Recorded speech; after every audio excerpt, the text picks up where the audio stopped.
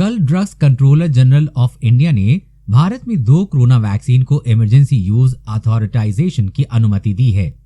इसमें से एक सीरम इंस्टीट्यूट ऑफ इंडिया की कोविशील्ड है तो दूसरी भारत बायोटेक की कोवैक्सीन। एक तरफ से ये राहत भरी खबर तो वहीं इस पर अलग अलग बातें सामने आ रही हैं, खासकर सेफ्टी और ट्रायल पर। इस पर एम्स में चल रहे भारत बायोटेक की वैक्सीन के क्लिनिकल ट्रायल के प्रिंसिपल इन्वेस्टिगेटर और कम्युनिटी मेडिसिन के डॉक्टर संजय राय से हमने खास बातचीत की। सवाल, भारत में 2 वैक्सीन को इमरजेंसी यूज अथॉराइजेशन की मंजूरी मिली है, किस तरह देखते हैं आप इस फैसले को? जवाब, ये बहुत बड़ी बात है, खुशी की बात है और हमें गर्व करना चाहिए कि इससे एक वैक्सीन यही भारत में बनी है। जब वैक्सीन के ट्रायल शुरू हुए थे तो दुनिया में किसी को विश्वास नहीं था कि भारत भी इतनी जल्दी वैक्सीन डेवलप कर सकता है। उस बात का गर्व है, अब खुशी हो रही है। ये सिर्फ हिंदुस्तान के लिए नहीं बल्कि पूरी दुनिया के लिए खुश होने की बात है, क्योंकि इस वैक्सीन की कई खूबियां हैं। इसे 2 से 8 डिग्री तापमान पर रखा जा सकता है, जबकि कुछ वैक्सीन 70 डिग्री पर रखना होता है। ये चीज अच्छे विकसित देशों के पास भी नहीं है और तापमान गिरने पर उस पर असर होता है। दूसरी ये कि ये बहुत ही सस्ती वैक्सीन है।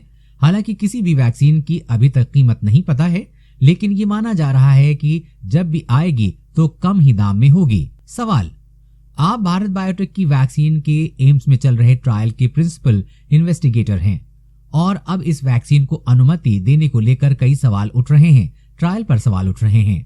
जवाब, किसी भी व्यक्ति के ट्रायल के कई चरण होते हैं। सबसे पहले इसे जानवरों पर किया जाता है और उसके बाद पहले दूसरे और तीसरे चरण के ट्रायल होते हैं। तीसरे चरण के ट्रायल के बाद इसे लाया जाता है। किसी भी देश का कोई भी वैक्सीन, जैसे इस वक्त पूरी दुनिया में 8 वैक्सीन जिनको मंजूरी मिली हुई है, फेज 1 से फेज 2 ट्रायल के बाद ही फेज 3 हुआ है और उसके बाद भी लंबे समय तक फॉलो अप चलता है।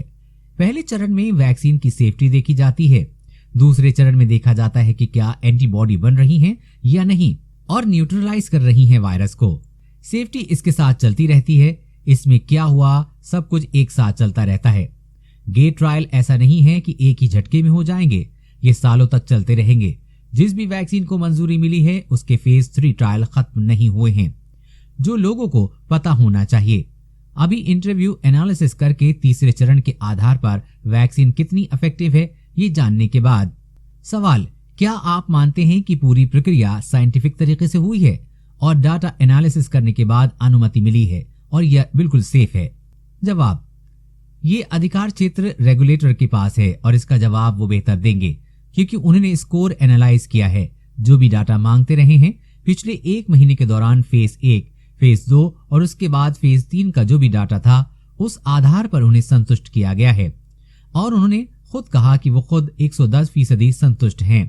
सेफ्टी को लेकर और वैक्सीन की अगर मैं बात करूं तो सेफ्टी इसलिए भी ज्यादा कंसर्न नहीं है क्योंकि जो डाटा सपोर्ट करते हैं 10% में माइनर सिम्टम्स आए हैं, किसी को बहुत गंभीर कुछ हुआ नहीं है। बाकी वक्त के साथ हो सकता है कि इसका एक और कारण भी है कि उसी वायरस को इनएक्टिव करके किल करके दिया जा रहा है उसी वायरस को।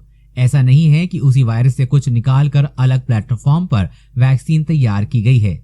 मेरी जानकारी के मुताबिक अगर सेफ्टी की बात करें ये सबसे सेफ वैक्सीन है। सवाल, चिंता की कोई बात वैक्सीन को लेकर? जवाब, बिल्कुल चिंता नहीं करनी चाहिए। रेगुलेटर अथॉरिटी भी मॉनिटरिंग करेंगे, हम भी मॉनिटरिंग करेंगे। हम भारत बायोटेक के कर्मचारी नहीं हैं, हम साइंटिस्ट हैं, हम भी उसको मॉनिटर करते रहेंगे। ये देश की साख की बात है, ये दुनिया में हमारी साख की बात है, हमारे देश के साख की बात है। ऐसा नहीं होने देंगे। कभी हमें भी अब जरूरत होता है कि वैक्सीन सही नहीं है तो हम खुद भी चाहेंगे कि उसे बंद कर दिया जाए, तब तक उसको फॉलो अप करते रहेंगे और अभी लंबा फॉलो अप चलता रहेगा। फेज 3 ट्रायल का फॉलो अप इतनी जल्द खत्म नहीं होगा। सभी लोगों ने इंटरिम एनालिसिस किए हैं, सिर्फ इसी वैक्सीन की बात नहीं है। सारी वैक्सीन का लंबा फॉलो अप चलता रहेगा, कम से कम 2 से 3 साल। इस खबर के बारे में अपने विचार नीचे कमेंट बॉक्स में लिखकर बताइए। वीडियो को लाइक और अपने दोस्तों के साथ शेयर करना न भूलें।